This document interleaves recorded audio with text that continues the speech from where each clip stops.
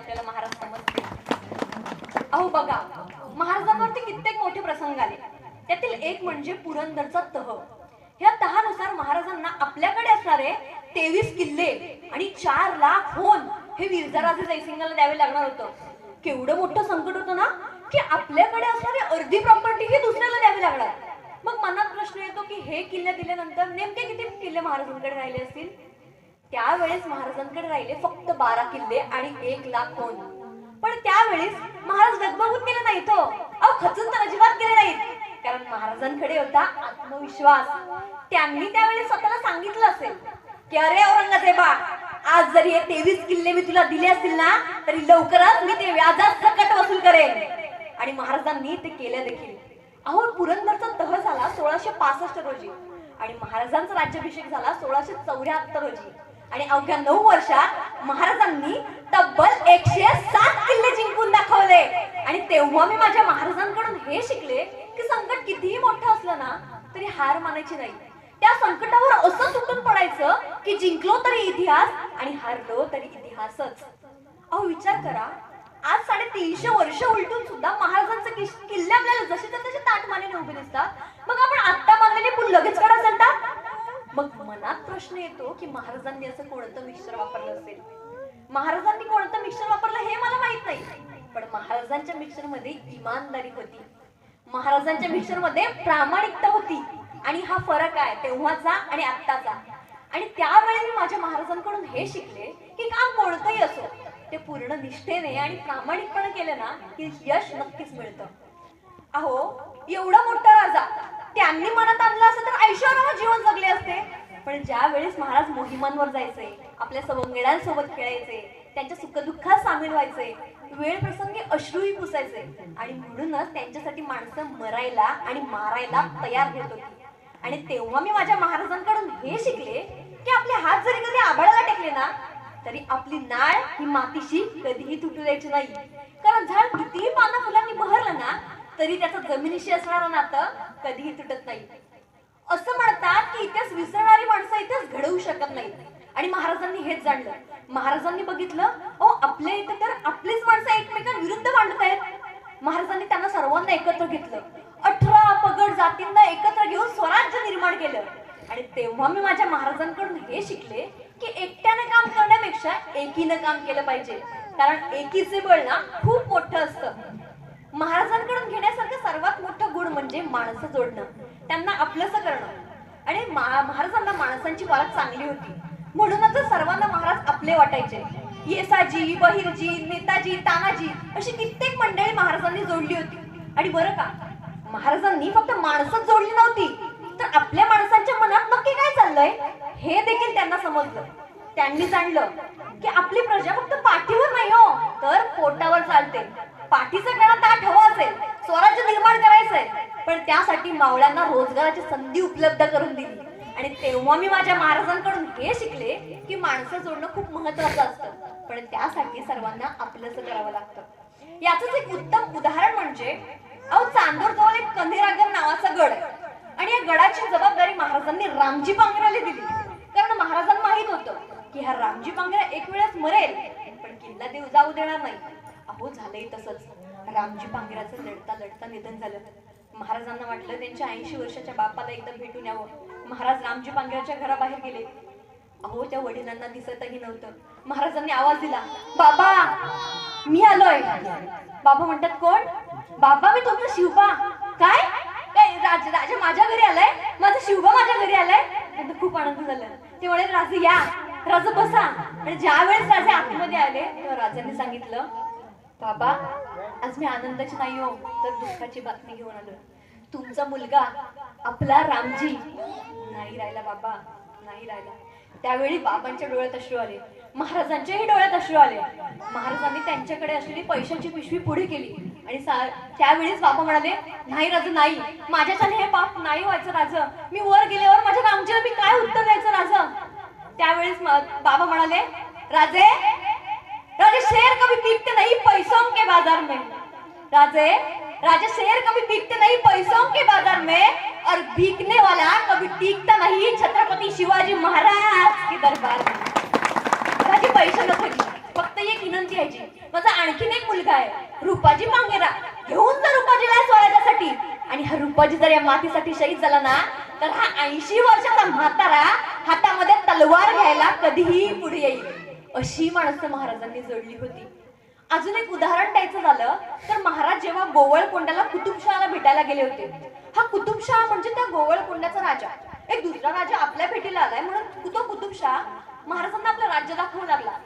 महाराज, ही बघा आमची शस्त्रशाळा, इथं विविध प्रकारची शस्त्र आहेत. महाराज, ही बघा आमची घोडशाळा, इथं विविध प्रकारची घोडी आहेत. महाराज, ही बघा आमची हत्तीशाळा, इथं विविध प्रकारची कर्नाटकी मदमस्त हत्ती आहेत. महाराजांना आश्चर्य लपवता आलं नाही.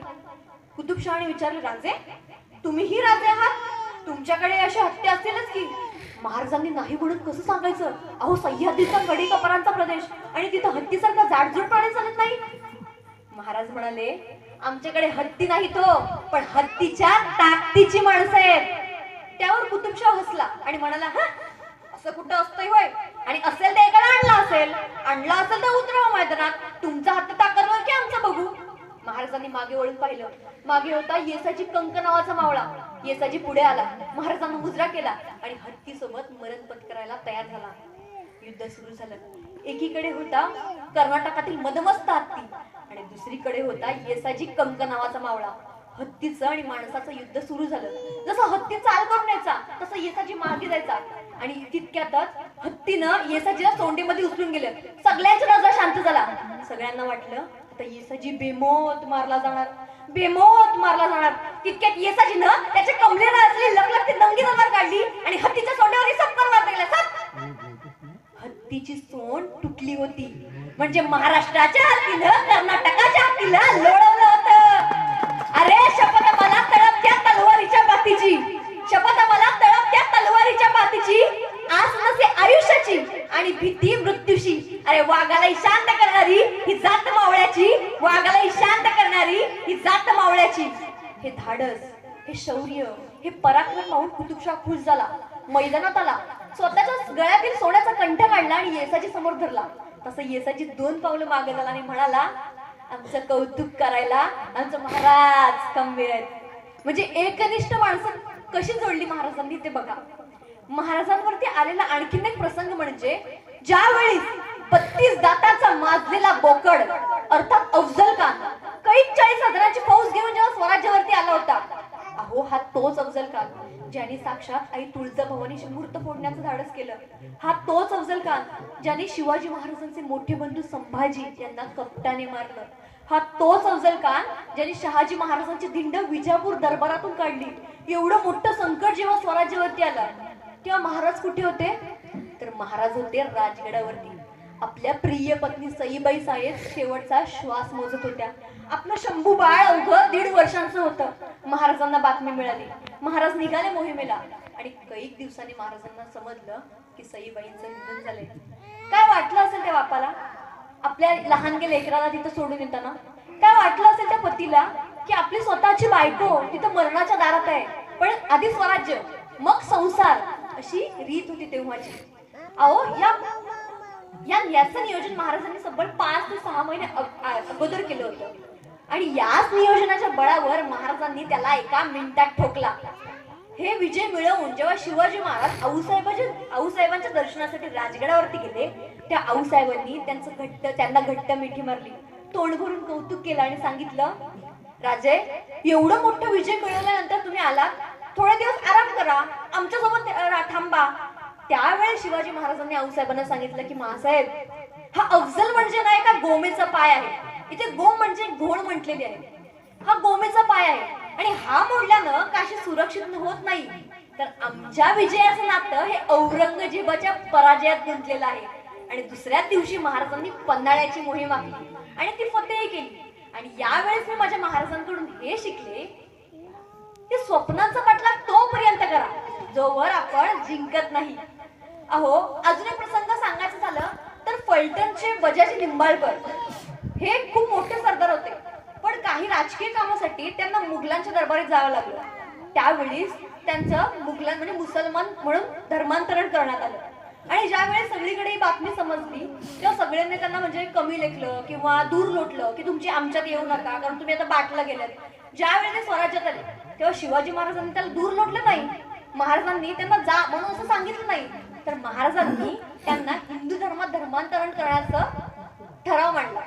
तर त्यावेळी सर्वांनी आपल्यासाठी काही लोकांनी त्यांना सांगितलं की महाराज असं करू नका, कारण आपण जर असं केलं तर आपला धर्म पाटला जाईल. पण त्यावेळी शिवाजी महाराजांनी सांगितलं की आऊसाहेब बघा, हिंदू माणूस मुसलमान होऊ शकतो, मग मुसलमान माणूस हिंदू का होऊ शकत नाही? पण त्यावेळी जेव्हा महाराजांनी त्यांचं धर्मांतरण करून घेतलं तरी देखील त्यांना दूर लोटलं गेलं, म्हणजे हवं तसं त्यांना वागणूक दिली जात नव्हती.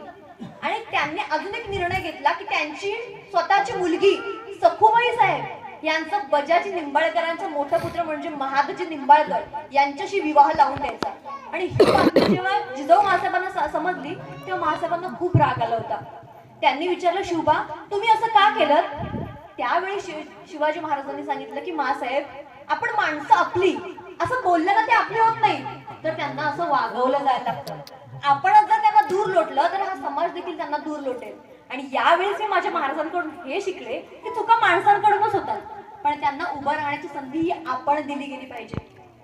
मी एवढं सांगते की महाराजांचा इतिहास व्यसनांत नाही, तर महाराजांचा इतिहास हा विलक्षण बुद्धिमत्तेचा इतिहास आहे. आपण जसं बलिदान मास साजरा करतोय तसंच इथली मुलं देखील म्हणजे आता चांगली पुढे घडतात, नक्कीच पुढे जाऊन महाराजांबद्दल भरभरून बोलतील.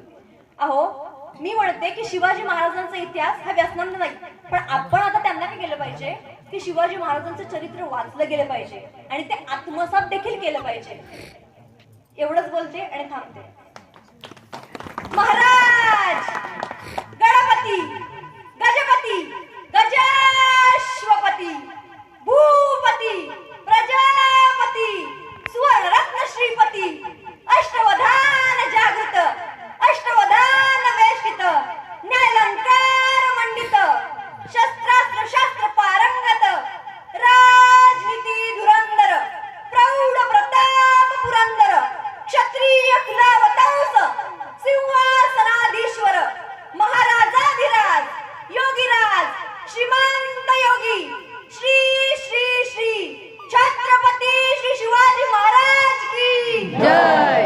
ज्ञान गोविंद सर्जा रणधुरंधर शिवपुत्र महातेजस्वी महापराक्रमी बुधभूषणम जाता राजा धर्मरक्षक धर्मपंडित धर्मवीर छत्रपती श्री संभाजी महाराज की जय.